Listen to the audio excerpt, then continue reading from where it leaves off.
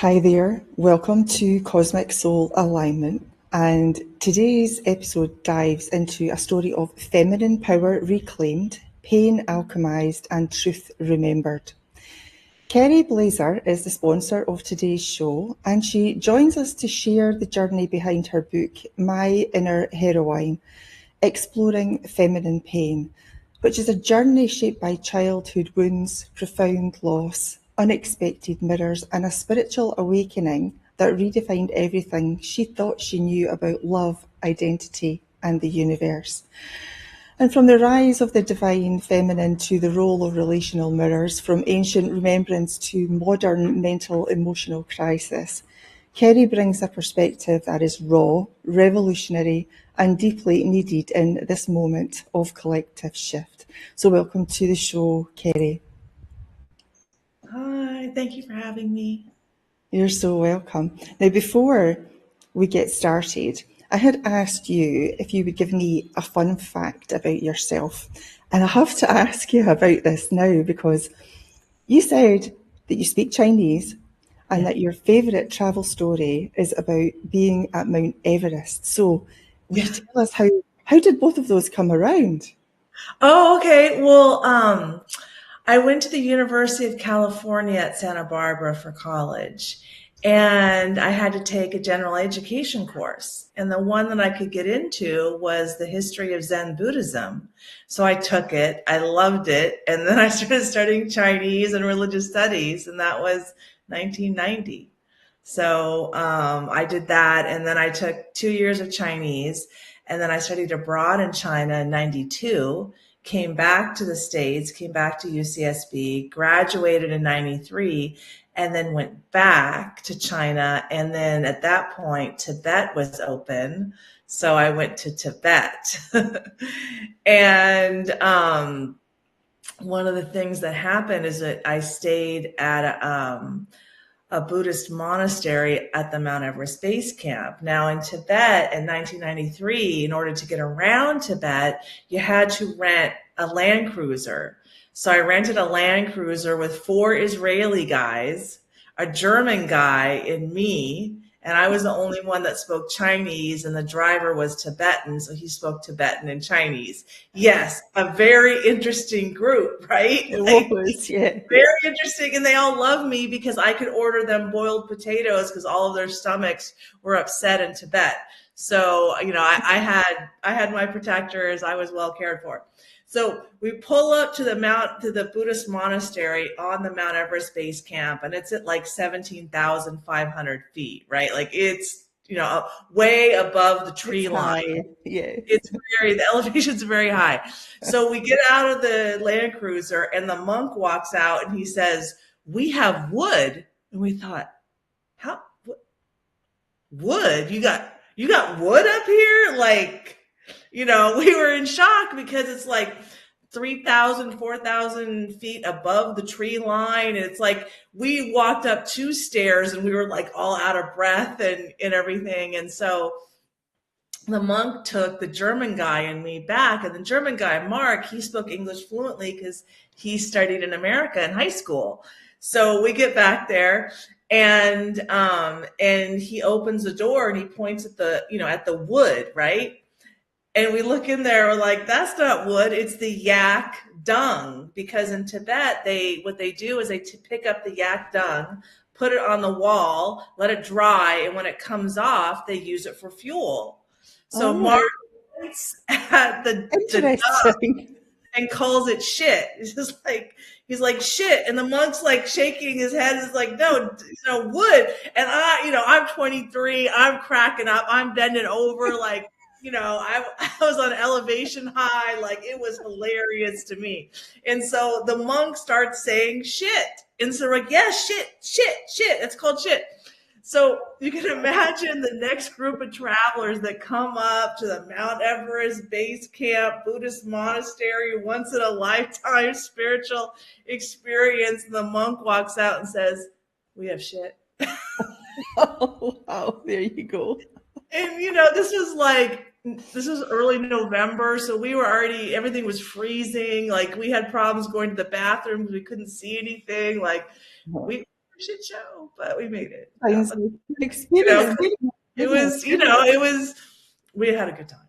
Yeah. And speaking Chinese, I think that's amazing. I would love to be able to speak even just a few words of Chinese. So well done you. That's amazing. Thank Okay. you. Thank you. Let's talk about your book, My Inner Heroine. And that was born from a lifetime of navigating feminine pain. So can you Yeah. take us back to the beginning? What was happening in your life that led you to write it, and how did your inner heroine first reveal herself to you?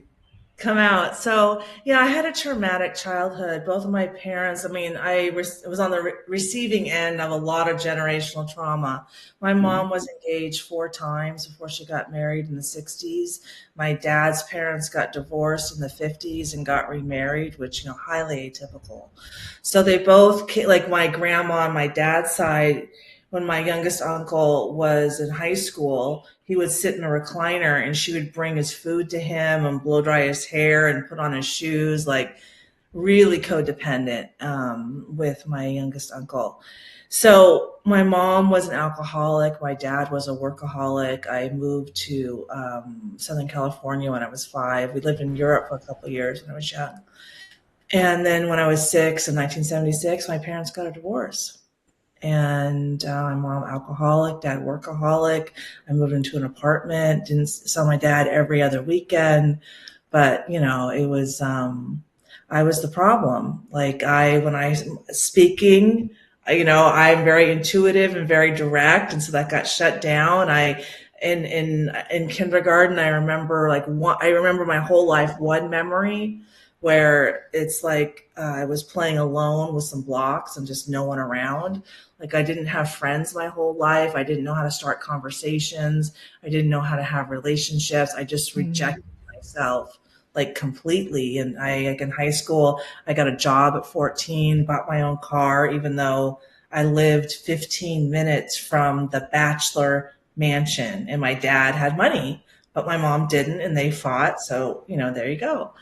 So then I went off to UCSB and got my degree and met my ex-husband. And my ex-husband's one of the Israelis Oh, in the truck. at Mount Okay. Everest. Yeah. And we had Right. kids together. We got married in 95. I got my master's degree in East Asian religious studies and he got his degree in engineering. We had 3 kids, but we got divorced 10 years later. A lot of problems, a lot of arguing. And, all I knew how to do was be in my masculine lane. And so then that pushed him in his feminine lane. And then there was the arguing, right? Um, then my 40s were very difficult. A lot of migraines, a lot of medications, couldn't sleep, couldn't go in the sun. Like it was gnarly. It was really difficult. And then on my 45th birthday, my mom passed away. And that was the day my intuition told me to accept my psychic gifts and heal from my childhood traumas. Like it was, one, it was celebrating how special I am that we have my birthday together and her death day together. Our souls chose that. But also her passing away meant I'm the matriarch now in the family. My heart's in charge. I'm not an alcoholic. So then I started to heal, and that's really where my book starts. Okay. 10 years ago, yeah. So growing up then in a single mother household and feeling socially isolated probably shaped your early identity. How did those early wounds show up later in adulthood, and what finally made you realise that you had to face them?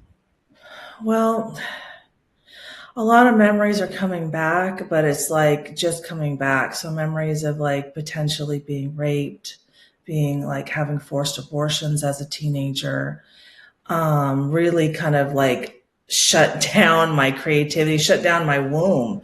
I had 3 kids, but I had 35 years of debilitating lower back pain. I didn't value my femininity. So after my second child was born in January, I went right back to work and I quickly got bacterial pneumonia and spent 2 weeks in the hospital on a ventilator, like gnarly impact that I didn't value my femininity because I just kept running myself into the ground. I remember talking to my dad once, I'm going to get a PhD and I'm going to live in China and Japan and have an Israeli husband and kids. And be 10 people. Like, how many people was I trying to be? Like, I Mhm. just couldn't value myself, even though I was in, master's degree and spoke Chinese and all these accomplishments. It's still like, I still had so much anxiety. And what I didn't realize is that I had all this anxiety, like a fear of men, fear of being raped, like so many fears, because I had never learned how to surf the waves of life. My Or parents didn't yourself. know, like my parents didn't know how to go into their emotional pain and come out of it. They just took it out on me and my brother. My mom was drank and my dad just went to work 80, 90 hours a week, right? And Mhm. so I was left home alone and things happened. And so, it was, I would say it's hard accepting how much pain and challenge I went through because I didn't know how to, like, I was never taught how to forgive, like all the right brain feminine things. I didn't know how Mhm. to forgive myself. I didn't know how to forgive others. Like, it was about 8 years ago. My youngest daughter, this is her art behind me. We got in an argument and I needed to apologize and I had a hard time. I couldn't apologize. And so I finally asked myself, this is after I started healing. Like, well, like, why can't I apologize? And this is what I heard is that I believe that if I apologize, that she'll leave me. And I was like, that's not logical.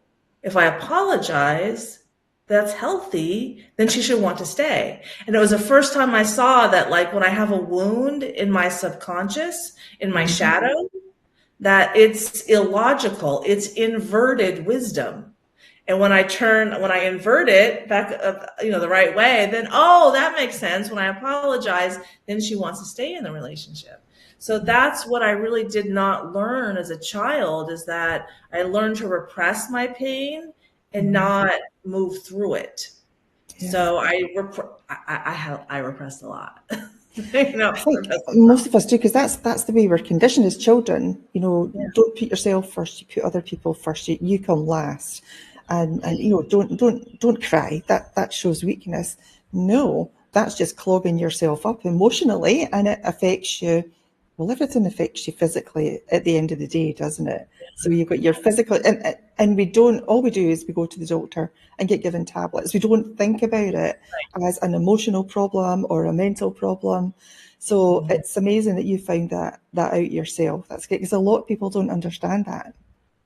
Yeah, I mean, now, like, I'm in America, right? So my accent. Yeah. So in the American Cancer Centers, they do a lot of research on what causes cancer, and they found that 7 of the 9 causes were emotional pain, Yeah. people pleasing, just putting other people's first, not facing Yeah. your fears, repressing things, like not caring for self, not engaging in a healthy diet or exercise Mhm.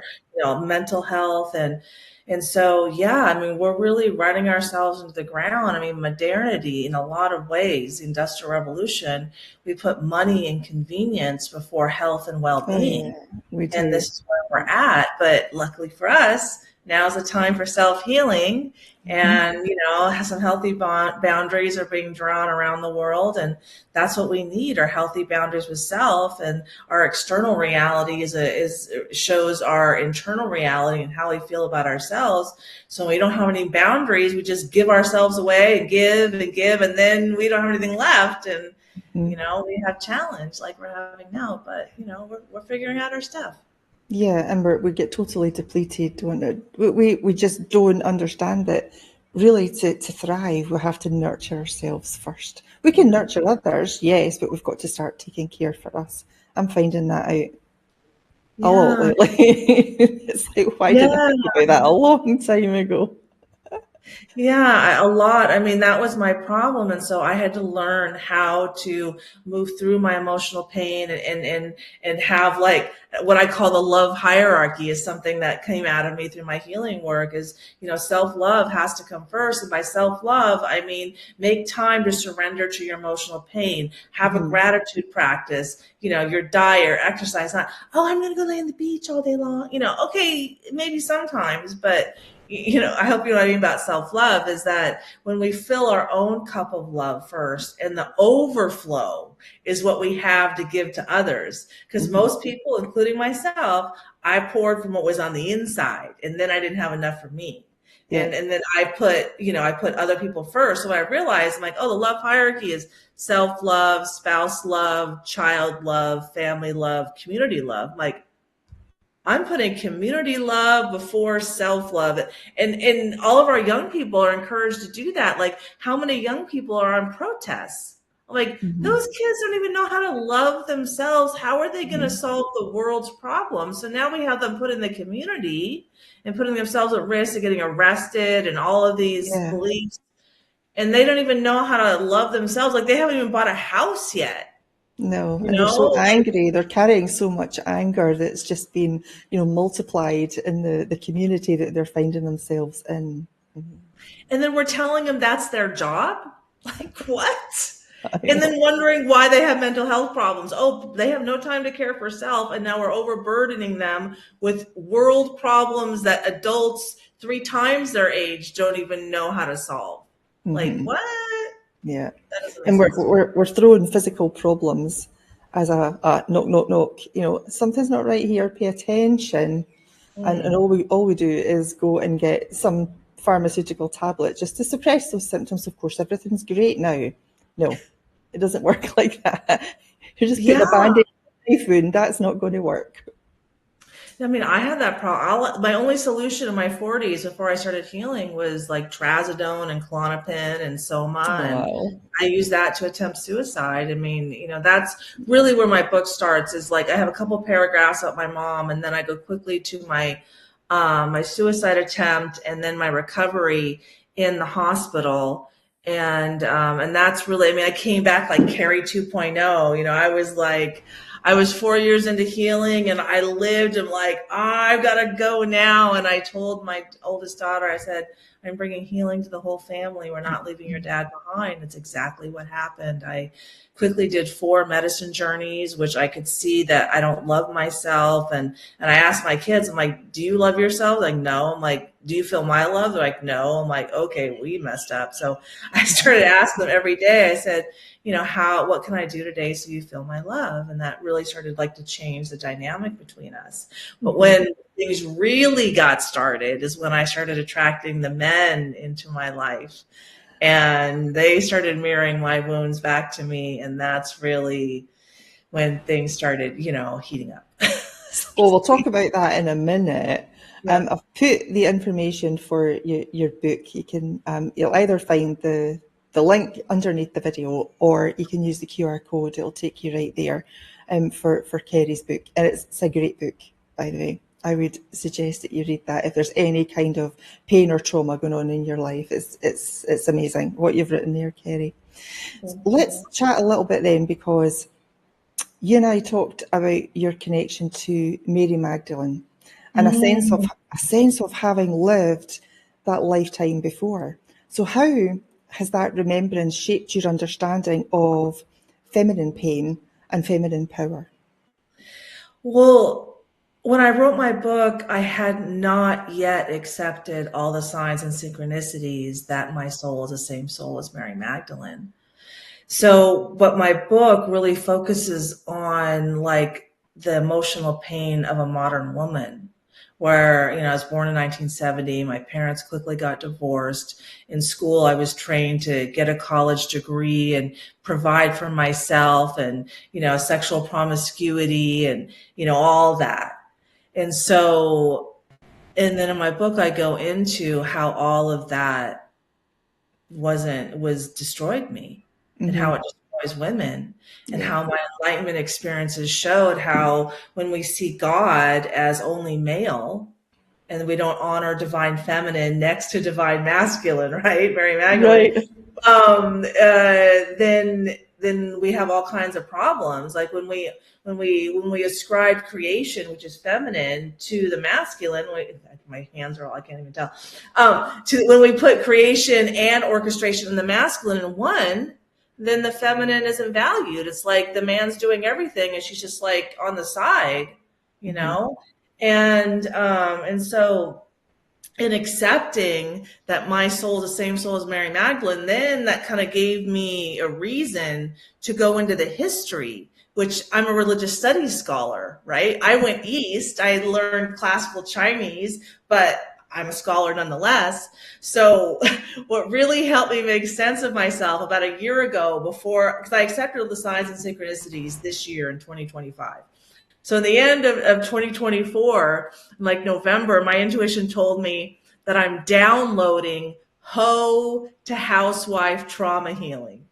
And I didn't know what it meant. I didn't know what it meant. I thought, oh, there's a lot of women who are sexually promiscuous, and can I help them become housewives? Like, I didn't put the pieces together, because after I started accepting all the Mary Magdalene, because I went from Jesus to does Jesus have a wife, and Google does Jesus have a wife last June. My birthday is June 25th, like direct opposite of December 25th. And I was like, oh, Mary Magdalene, right? And so so like just in reading all of the history around that, I could understand why my enlightenment experience took me back to that moment of God being divine masculine, not divine feminine, because it was the 6th century that the Pope like gave a speech, and in that speech Mary became a prostitute all of a sudden. And then in 1969 the Pope made her, because they found all these early gospels that were hidden away. They found a bunch in 1945 about early Christianity that talked about Jesus and Mary's life, because Jesus was a rabbi. Rabbis have wives and kids, and she was at the crucifixion to the resurrection. Like, she was always there. That's wife. So in kind of diving into my own pain and then having that come out, I'm like, well, this makes a lot of sense to me about why I'm focusing so much on feminine pain, because women are still saying we're not equal, and women are intuitive. And what's coming out of women is that our worldview is that creation is accredited to men, and the divine feminine has been repressed. And so, I'm here to right that wrong, so to speak. I'm here to, make the case that we're missing wisdom in the world. Wisdom is feminine. If we have a wise queen and a knowledgeable king, I mean, that's like a power couple like none other. Yeah. Mm-hmm. And so I'm hoping that, now is a time of self-healing that started in 2012. And self-love creates heaven on earth. So, I'm here to share that message, but I just started sharing because all this just happened. Yeah. Well, I hope your book is super successful, because I totally understand what you're saying and I 100% agree with it. Yes, 100%. Second coming. I know we talked about the second coming. So many people imagine that as something external, but I think you see it as a rise in the collective feminine. So how do you define that awakening, and then and what signs do you see, if any, that it's happening now? So, okay. So in September of this year of 2025, mid-September, I started making videos about being the same soul as Mary Magdalene. And around that time, I saw a lot of prophecies that the Messiah is coming in 2025 around the Jewish New Year, Rosh Hashanah, which was September 23rd, 2025. And so that was a Tuesday. And I'm kind of looking around going, oh, is it? And then that Friday, I mean, that Wednesday, I woke up in the morning at like 1 a.m.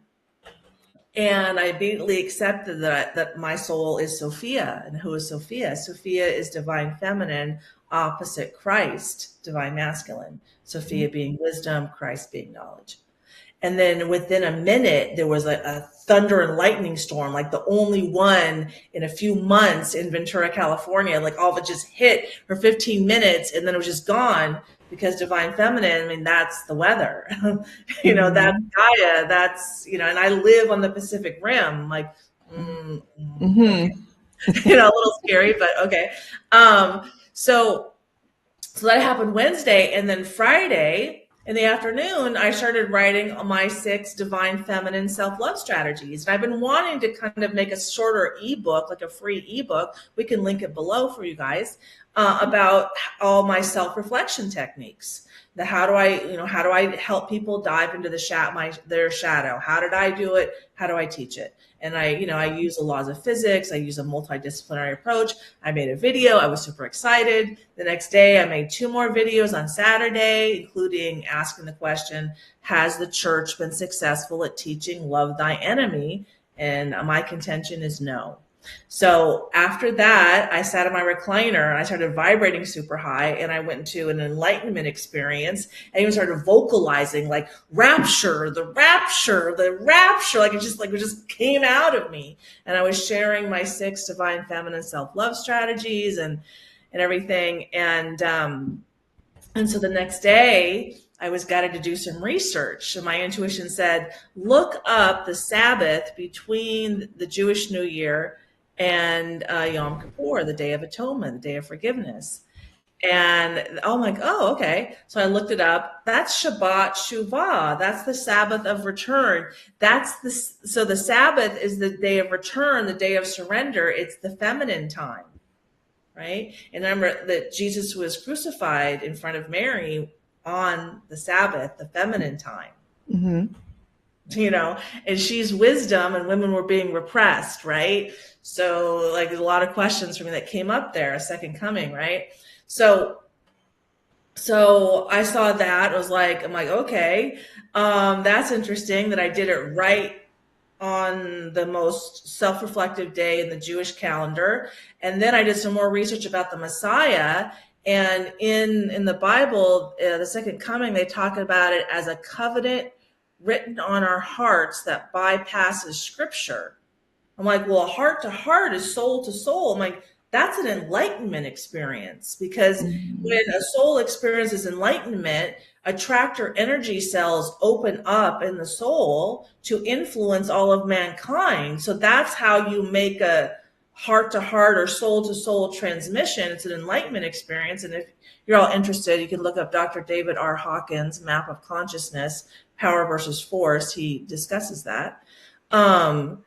And I was like, oh, so Mary Magdalene, so I'm divine feminine. And so then all these questions started to come out, my wisdom of peace plan that I have about, why, we attract what we are. So if you're attracting a lot of hate, which Jews definitely do, that shows a lot of self-hate. So then I started asking questions of the crucifixion. Did the Jews kill their Messiah? And are they, still processing that? Because the Jews participated in Jesus's crucifixion on the Sabbath, on Shabbat, in front of his pregnant wife. Like, there's just a lot of questions that came up about, collective pain and the second coming and what is the second coming. And the way I see it is that the second coming is teaching us that self-love creates heaven on earth. And that saying that, no one's coming to save you. Well, individually, I'm the only one that has sovereignty over my soul.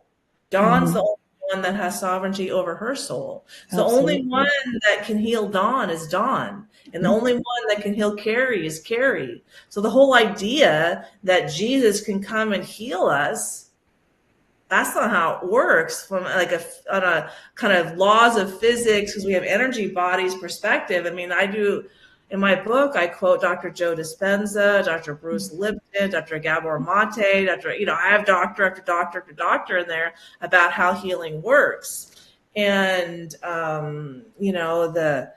the way that, early Christians taught how to create a community and how to create well-being is a lot different than what the Council of Nicaea decided in the 4th century of how to create Christianity. Because in the 1st, 2nd century, where a lot of it was a huge imperialistic movement in Europe, and they needed to organize and control people. Well, the early Christians were living in communes, loving themselves and, not abiding by a structure, understanding that they don't need an institution to access the divinity inside of their own soul. Mm-hmm. So I'm here to share that and share the wisdom and also share that, you know, Mary Magdalene was the wisdom. Jesus is the knowledge. I mean, he was the one that could go out of the house and proselytize, to share the message, but the wisdom came from her. And so I haven't even talked to JC yet from my childhood.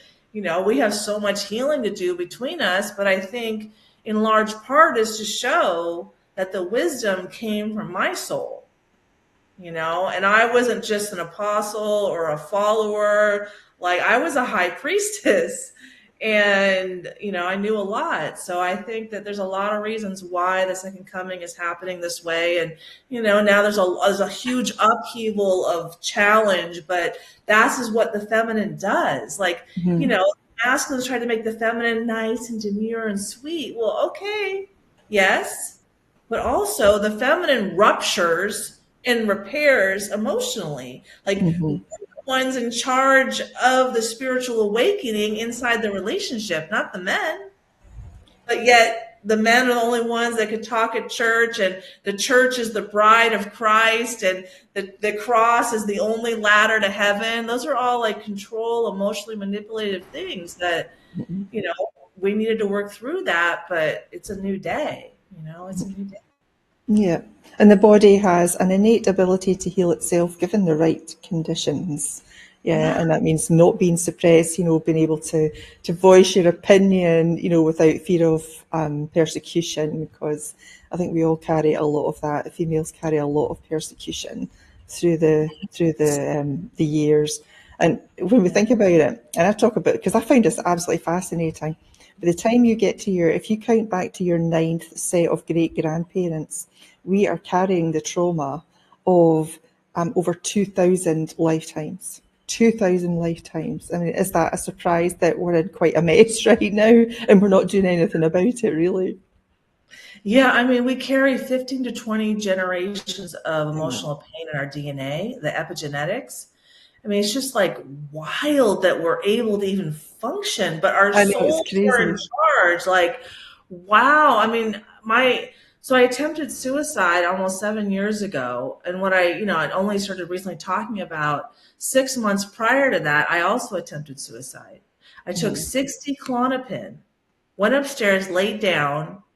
2 hours later, didn't feel anything, got up and just kept going. I was like, oh, I guess that wasn't enough. I never Yeah. even felt it. So then that was my soul in charge, because how could you not feel 60 Klonopin? I mean, that's like that. That's a lot of Klonopin. That's a Very lot. dangerous. Yeah. Very dangerous. And so then when the next time when it worked, I took like 120 Klonopin, 60 trazodone, like, I mean, 60 soma, like 10 ambien. Like, I don't know how I'm alive, but I went upstairs and I just let go and I went to sleep instantly. I just went right to sleep. Mm-hmm. And I just let go of my old self and came back Kerry 2.0, and, ready to kind of hit the ground running, so to speak. And it's amazing what our souls plan for us to go through so that we can Mm-hmm. move the energy the way it needs to get moved.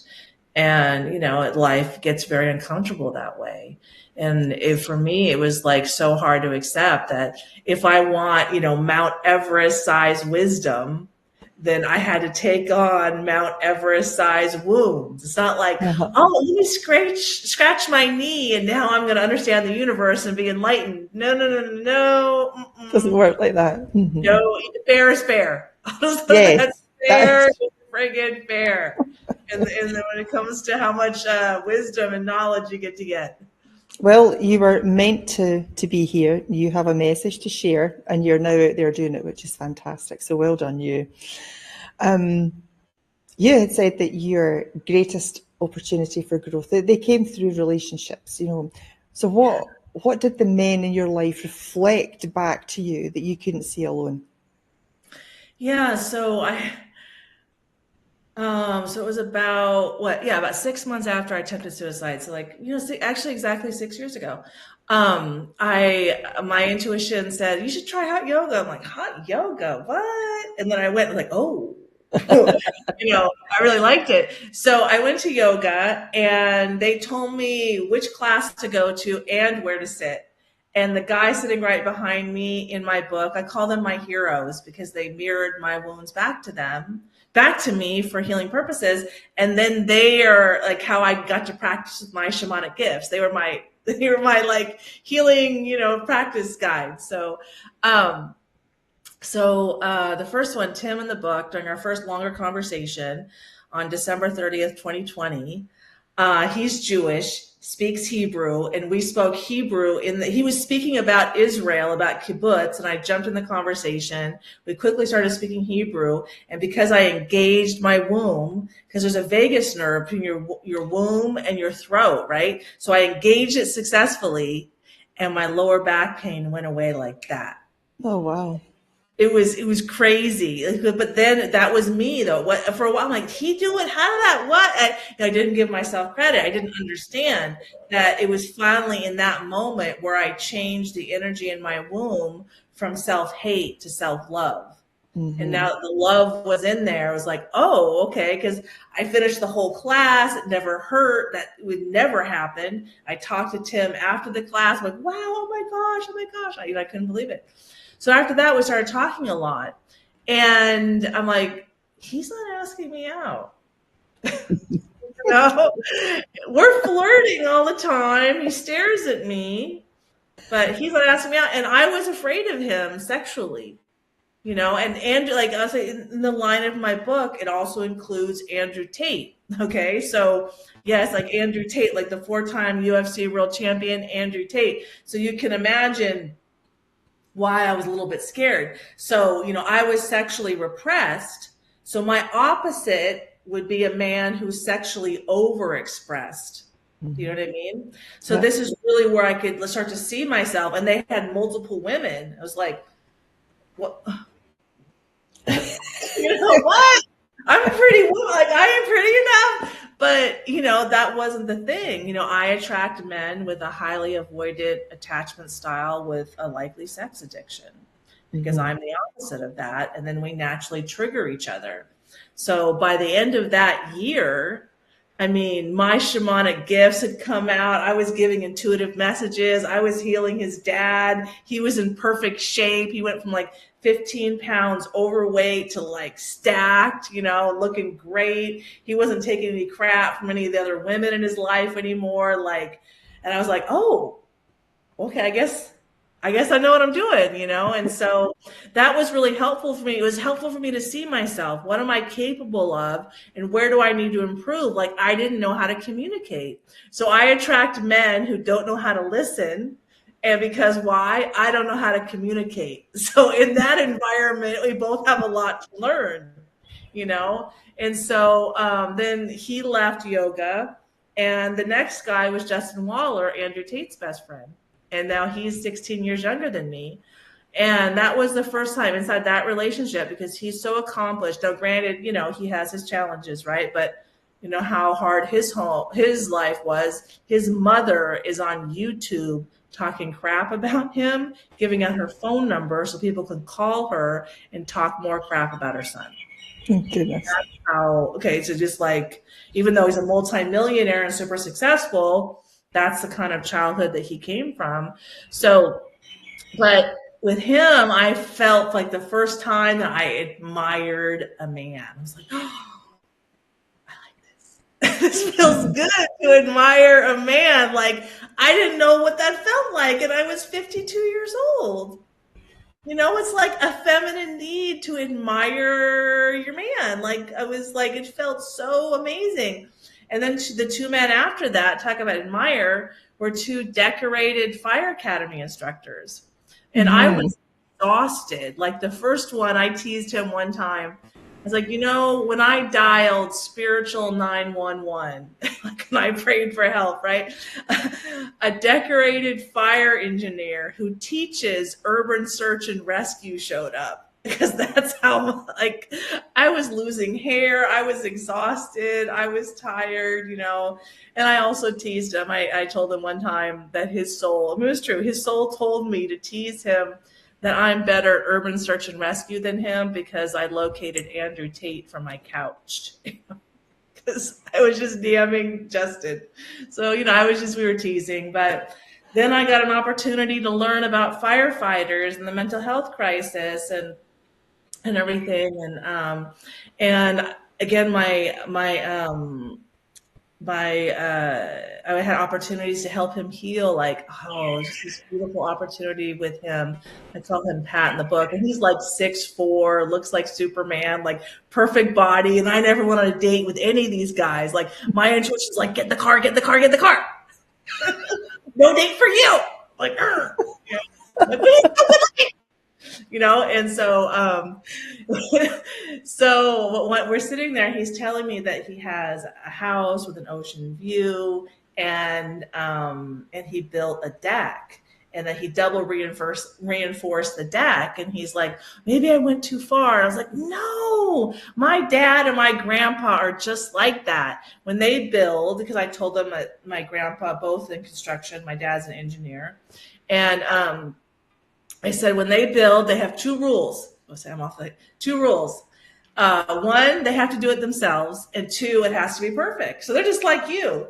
And my energy just immediately submitted, and his masculinity just lit up. Like, I have never, like, my head went like parallel to the ground because I just surrendered so much, and he just lit up so much. I'm like, I can do that. I can, what? But that's healthy femininity. When anytime that someone gives a compliment and the person internalize it, they have a glow up, right? Yeah. If someone spreads negativity and I internalize it, I have a glow down, Yeah. And so it's really up to us, up to our souls, what we internalize and what we don't. So now, I don't internalize other people's negativity. And when I have a challenge, I take things over the finish line. I finish things. And this is, I guess, one piece of advice I really could give to people is that when you have a challenge in life, take the challenge over the finish line. And I'm not talking violent or anything like that. I mean, sure, if you have to protect yourself, then of course do that. But it just means end the argument. Because if you leave it open, then your soul will bring that challenge back around. Right back to you. It's going to keep, it's a boomerang. You just you don't finish it, you throw it out, and it's going to come back like a boomerang. And then you're going to be spending more time on that lesson when you could have, learned your lesson and moved on to your next lesson. And you're always learning a lesson. You're never like, am I done? No, there's no done. There's just, you're never baked. You can never say stick a fork in me and have it be true, because you're never cooked. There's always another lesson. Another layer coming up. Yeah, that's right. Always is. I never get a break. I never get a break. And I'm the same soul as Mary Magdalene. And so, and if I'm not getting a break, then you guys probably aren't getting one either. I'm just saying. And the only way is through. Yeah, because if you don't go through it and you don't embody it, it's just going to keep coming around. Like you said, there's this boomerang, keep coming back round until you learn it, until you embody it and experience it. Yeah, I'm finding that out too. And I think that's true with relationships. That's why relationships are so valuable. If you're attracting in similar people, like I kept attracting in men with multiple women. And finally, with a second fire academy instructor, he was married. Okay. But that was when I finally I saw in my subconscious in my shadow, that I had a wound that I'm replaceable. So that is how my soul worked out to show me that wound, that I am replaceable. It's like, oh, okay. Which obviously no one is replaceable, right? But I'm Mary Magdalene's soul, right? And I took on the wounds just like everybody else. So this is one way that, Jason, he's head of global security at GoDaddy. He and we're people just like everybody else. We're souls just like everybody else. This is our job on the planet. And we're here as much as we can be, but of course our bodies die and then we have to come back, but we're always here. I mean, what's come through, which is fascinating, and there's no way to prove this. But a year ago, when I reached out to him for the first time in 40 years, I kept hearing Muhammad, Muhammad, Muhammad. And this is before the Mary Magdalene thing. Like, he would do FBI stuff, come in as Muhammad. I'm like, huh. So the Jews crucified you, and then you come back and start Islam? That's logical. I mean, seriously, like, that's logical. Like, okay, so you guys are gonna, prioritize money over enlightenment. You guys hate yourselves that much that you participated in killing your own Messiah. So, okay, now we're gonna create this other religion that is gonna try to kill you for the next 1,500 years before the second coming comes, and then we're gonna figure it all out. But this is how our souls do it. Like, okay, we have a problem this lifetime, and you come in, you work on it a little bit. Maybe you start another problem that's a counterbalance to the original problem, and then all of these things get created so that we can see ourselves and experience ourselves and learn how to process our emotions. Because really, that's the only reason we're here as souls having a human experience. Souls communicate and express themselves via emotion and via different vibrating at different frequencies in our energy bodies. And expanding our emotional range is expanding our consciousness. Like, I seriously opened up enlightenment for everybody and telepathy. Like, I'm in and out of enlightenment all the time. And so the more I do it, the more other people will do it. And, it's like a snowball effect in a positive way. Yeah. Yeah, absolutely. In what way then? So the divine, the feminine experience, especially feminine pain, is a critical key, to our collective healing right now. Why do you believe that? Well, I think that the feminine, people didn't understand the feminine. Like, I'm still understanding it. What does it mean to be in the feminine lane? And I'm interacting with all these top tier men. Now, just because, they can win a UFC championship, run a company, FBI, fire department, does not mean they know how to have a healthy relationship. So in my book, you see me asking them questions like, why do you abdicate the leadership responsibilities inside of your personal relationships? And they would kind of replace breadth, like multiple women, with depth, because they can't go deep because of their emotional wounds, right? So, but these are the men that so many people listen to, but this is all changing now. And so the main thing I think that is for women to embrace that we create. We are the creation lane, and no one needs to tell us what to do, how to create. Like, I talk to Jason's soul, like Jesus Christ's soul, constantly. And this is a hard boundary I still have to draw sometimes now. I mean, it's much better than it was a year ago. I'm like, you need to tell me what to do. But even like in the early Christian stories and like the Sophia stories, when like Sophia is creation, is wisdom, the story is that Sophia created Earth without permission. I'm like, I don't need permission. And Sophia, creation doesn't need permission from orchestration or execution like the masculine lane. No, I'm an adult. I do me. I create, and then you orchestrate, or you execute, meaning you plan, or if someone needs to, get hurt or we protect, then you do that. And I think this idea that women need to be told what to do. No, we're highly intuitive. Like, a healthy woman, you leave her at home with kids and food. The house will be clean. The kids will be taken care of. They'll be schooled. They're outside. They'll be bathed. They'll be fed. They'll be put to bed. Like, it's in us to be this way. We don't need men to come in and tell us what to do like that. And I think here's the challenging point is what also a huge thing that came through in the second coming is that the Native American population in America had a soul agreement with, the white man, so to speak, to come together, especially around land management and learning from them about the balance between nature and humans. But also shamanic cultures have a lot of knowledge about the relationship between men and women. Like in my book, my I dedicate the book to a Cherokee proverb. And I didn't know this, but Cherokee Native Americans have Jewish DNA.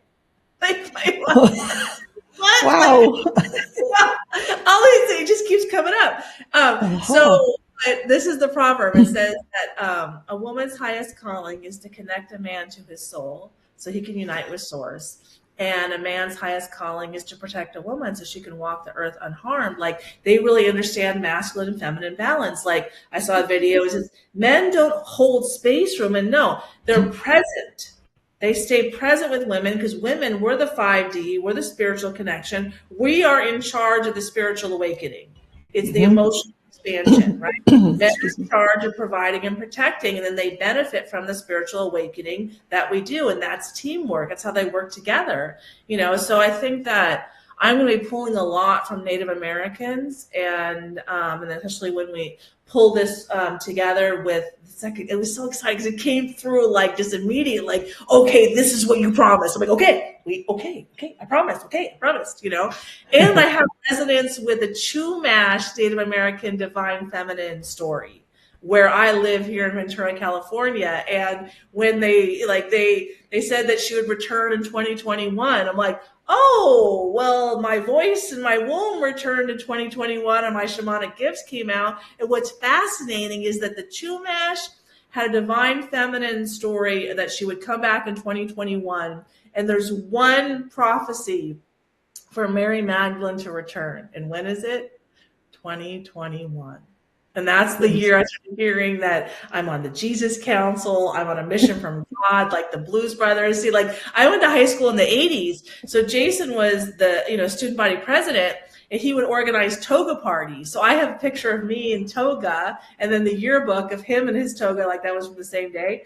And so then I was like, I know, like, his soul's teasing me because that was, a big deal when we were in high school. Well, it's got to be him.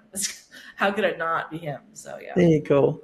Oh my God, well, we're all out of time, Kerry. That just flew by, didn't it? That was an amazing conversation and some fantastic information that you've given us. So thank you for being an incredible guest and for sharing your powerful journey with us today. And thanks everyone for watching. And if you'd like to go deeper into Kerry's story, you'll see that her book, My Inner Heroine, is available. The link is in the description, or you can simply scan the QR code that was on your screen. So thank you so much for joining us. I will see you in the next episode of Cosmic Soul Alignment. Thank you, Kerry. Lots of love to you. Thank you. Bye.